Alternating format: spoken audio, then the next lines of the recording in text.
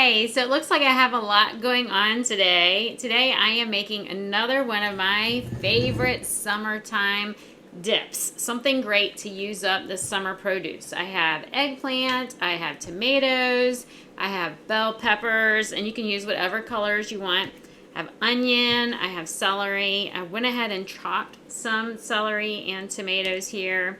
And then I also have something that's not usually in Caponata is sunflower seeds. Now usually it's made with pine nuts. Those are very expensive. They're a little more difficult to get here where we live. So I'm using the sunflower seeds. And then I have Caponata olives and I have capers. And I'm going to be using some apple cider vinegar and a little bit of salt and tomato paste. And so I've been buying the tomato paste in the tube and garlic. So the first thing I'm going to do is I'm going to start with a little bit of water in my saucepan here. And I'm going to chop my onion, my garlic, and my celery. So those are sometimes called your aromatics. These are so good for you. Let me move some things out of my way. So these are so good for you. So onions and garlic, they're both in the allium family. They're wonderful for helping to repair DNA. If you eat them raw, they are very antimicrobial. When we cook them, we kind of lose some of those benefits. But the first thing I'm going to do is I always use fresh. I don't use the bottled. I want it fresh. I'm going to smash it. I'm smashing, this is the dull side of the knife that I'm pressing on. Smash it to get those little papery skins off. And when I smash it, the enzymes in there kind of combine, and that is what releases the medicinal qualities of the garlic. So I'm just going to peel those and let them sit here for a minute. And then I'm going to, for the celery, I'm going to cut off the rough end and the flowery end. I could leave it. It's great to save it for juicing. I'm going to toss that out. And then I usually cut it into thirds just to make it a little bit easier to work with. And then I'm going to cut this into thirds too, because whenever I eat a dip, I like to have all the different flavors. I don't want one bite that's just celery when I have all of these other things in here too. So I'm going to cut that into thirds. And then I'm just going to line up these strips and slice them. And you see I get these tiny little squares, and so they'll be perfect to combine. So I will keep doing that. Before I keep going, I want to show you one thing I'm going to do. So I like to use roasted bell pepper in this recipe, and I prefer to have my own than to buy the jarred. So all I have to do, I am going to leave it whole just like this. It's nice and clean. I'm going to have my stove, my oven on broil. So I'm going to stick it in here, right under that broil. And as it chars, I'm going to use these little tongs. Let me grab them. And as it chars, I'm going to reach in and turn, and reach in and turn until it's brown or black on all sides. And then I'll show you what I'll do from there. So we're going to let that go while we finish this. So I'm going to finish chopping the celery.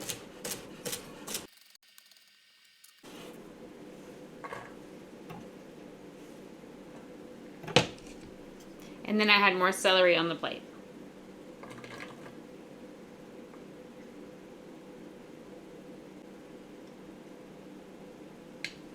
Okay, so celery is very high in minerals. It also gives it a nice crunchy texture and flavor. And so I'm just going to put that in my pan for now. I'm going to cook that all at one time. So the next thing I'm going to do is cut my onion. I don't normally do that on video because I do cry. I'm going to slice off the end first. Slice off one end, slice off the other end. You can see how small this onion is. I have really small hands. This is a really small onion. Then I'm going to slice it down the middle. And I'm going to carefully slice each one almost all the way through, so it's still all one piece, and then lay it flat and make some slices down vertically. Then when I cut it, they will all be about the same size. And you can see they're about the same size as those little pieces of celery. Each one of these is going to be about the same. So I'm going to just keep doing that. When I get to the end, I'm just going to thinly slice. Now I'm going to do that to the other half and then probably go wash my face really quick.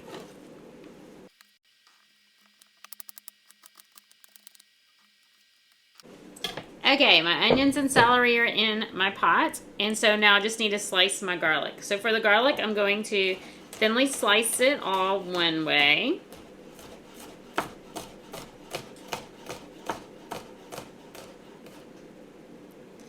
Group it together. If there's a little hard stem, you can always throw that out. And then I'm holding the tip of my knife down with my hand, leaving my fingers up so I don't cut my fingers. And I'm just going to go back and forth over the garlic. Okay, now I need a little bit of water in the pan. Traditionally, you use olive oil. I don't like to cook with oils. I just prefer whole foods. And when you heat oils, that they become inflammatory. And so I'm just going to add a little bit of water, just a couple of tablespoons, just to prevent sticking. I'm going to put this on my burner behind me.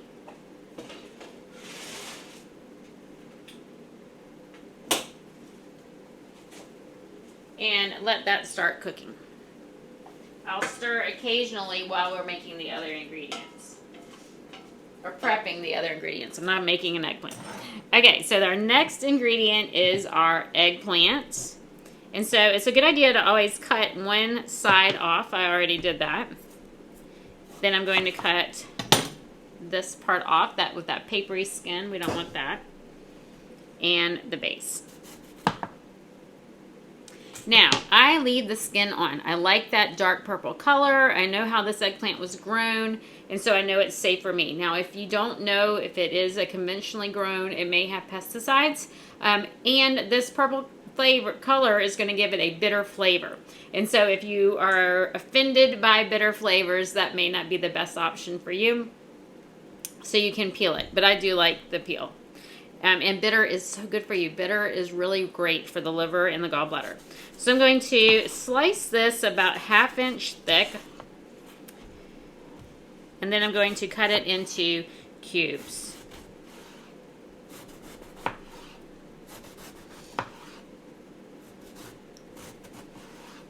Alright, so I have these slabs. These are great to put on a grill. But I'm going to lay it flat and cut it into strips, just like I did the other ingredients. And then line them up and slice into squares.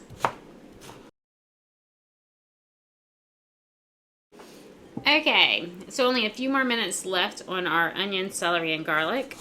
I'm going to slice up tomato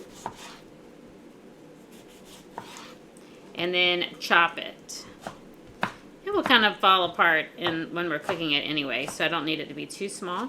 I'm using 3 tomatoes, 1 eggplant, 1 onion, 2 garlic cloves, 2 stalks of celery, probably 3 tablespoons of sunflower seeds, 2 tablespoons of apple cider vinegar, 2 tablespoons of tomato paste, a couple of tablespoons of capers, and probably maybe even that whole jar of Caponata olives. Now, I'm not going to cut them, but you could chop the olives. And then I'm going to add probably a 1/2 to a full teaspoon of salt. Okay, so the ingredients are all chopped. We're just waiting on our bell pepper, the yellow bell pepper, to roast. And it's slowly getting there.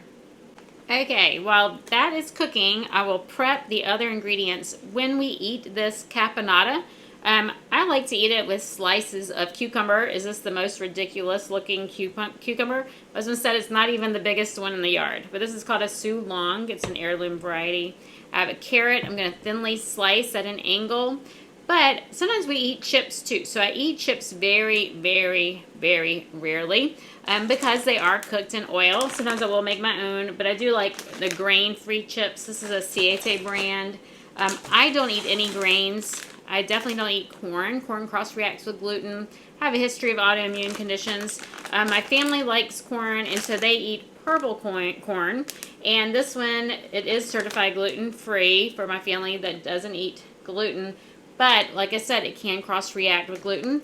But whenever you buy corn, you want it to be organic. The blue corn is usually less chances of having pesticides as well. And so they do like the blue corn chips. I don't eat those. Very occasionally, I will eat the grain-free ciabatta. But what I like to do is just have thinly sliced vegetables. I like raw squash and zucchini. They don't really care for that, but I can use those as chips as well. So for this ridiculously large cucumber, I'm going to slice it on an angle to make it more like a chip. So I go at an angle. I want it to be kind of thick because I want it to be sturdy enough that I can dip. So here we go. These are beautiful slices here. I'm just going to keep doing that.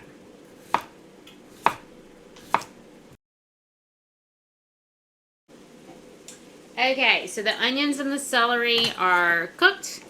So it takes about 5 to 8 minutes. I'm going to add a couple of tablespoons of tomato paste. And I'm going to stir in our eggplant and our tomatoes.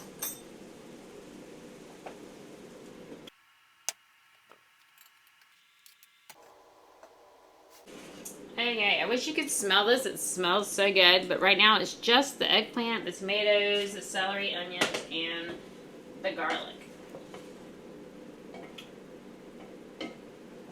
Let that cook and continue with our veggies for dipping.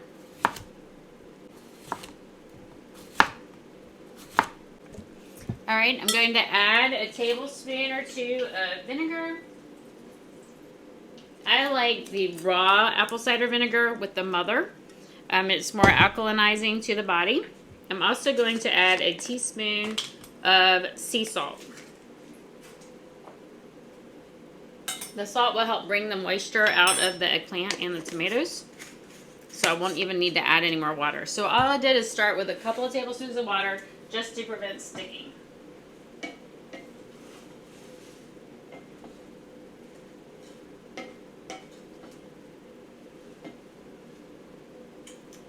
Okay, now I'm going to slice our carrot. It's so small compared to that cucumber. I'm just going to slice the end off. And once again, I'm going at an angle so that I end up with larger pieces. This carrot is ridiculously small after my giant cucumber.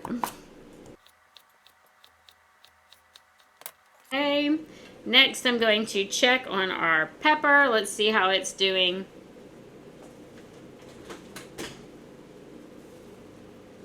Okay, so you can see how it is charring. So we used to have a gas stove, and I was able to just do that on top of the gas stove on the burners there. That was really nice.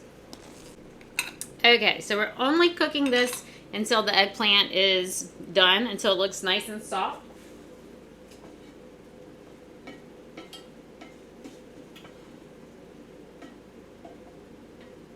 So maybe 10 to 15 minutes. Here are our vegetables for dipping. I can move all of this out of the way.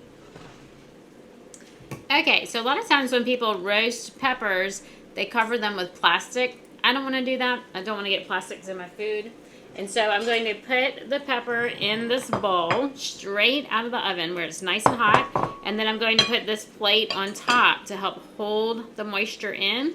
So it kind of steams a little bit, and then those skins will be easy to pull off.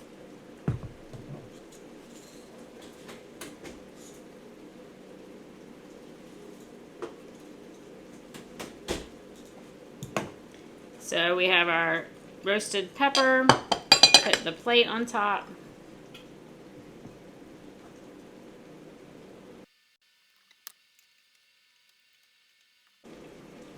Okay, so let's check our pepper. It's still going to be pretty hot to handle, but can you see it? I'm just going to pull the skins off of it. It is really hot. You can let it cool a lot more than this.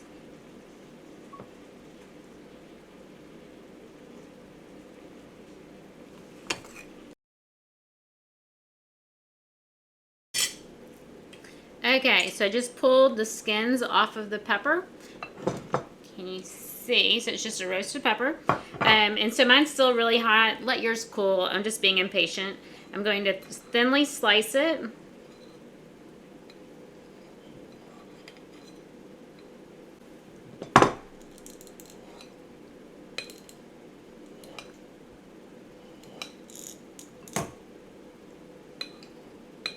And then the other way.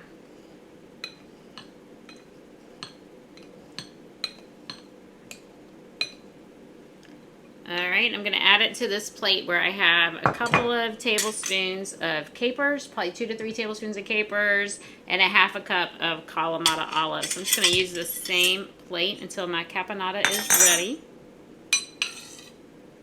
while I slice the rest of the yellow bell pepper.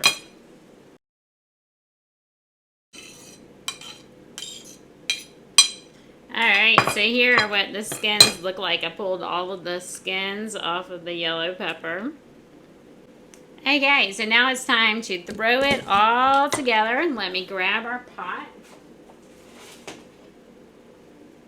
so you can see what it looks like. So it's just kind of a mush right now. I don't know how close I can hold it. My pot's heavy. And so here's what it looks like.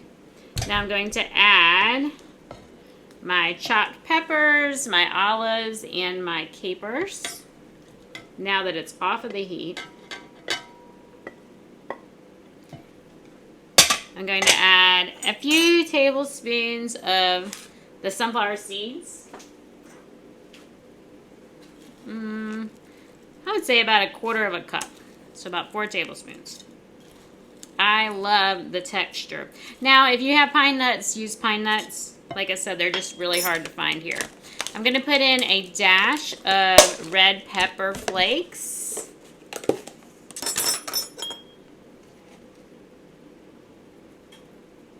That was probably 1/4 of a teaspoon of red pepper flakes. And then I'm going to stir it. And then I'm going to let it sit for about 20 to 30 minutes. It's really best when it's room temperature. And if you make it the day before, it's even better. Those flavors meld, and it is just fantastic. Anyway, let me get a spoon so that I can taste it. I have to tell you, I do not really care for olives, but I love this dip. Now, I do love eggplant. Alright, so I'm going to just use this little measuring spoon. See if I have the flavors right. It is steaming hot.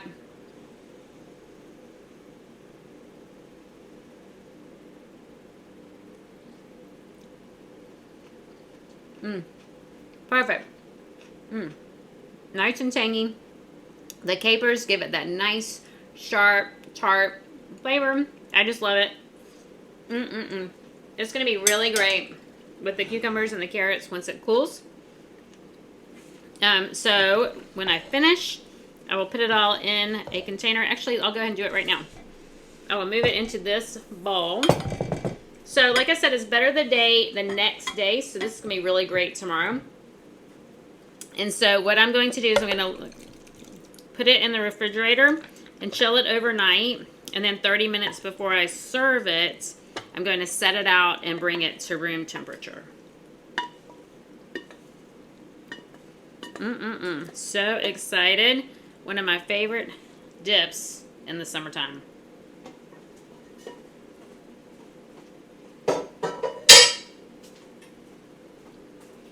Alright, so here is our caponata. I will share a picture at the end so you can see what it looks like tomorrow when it's cooled off some more. You can see it's not as beautiful and vibrant as like a fresh salsa because it's all cooked, but it's so delicious. I wish I had smell-o-vision. I cannot wait to eat this. I hope you make this. You can see it didn't take us long at all. It's wonderful, fresh ingredients that are so wonderful this time of year. Anyway, like and subscribe to my channel, share with your friends, and please comment. I'd love to hear from you. Let me know how this recipe turned out for you and what else you would like to see and let me try. And one of my favorite things to do is to recreate recipes. So if you eat something somewhere and you want to make it a little more whole food, plant-based, or grain-free, let me know, because that's one of my favorite things to do is recreate recipes. Anyway, enjoy.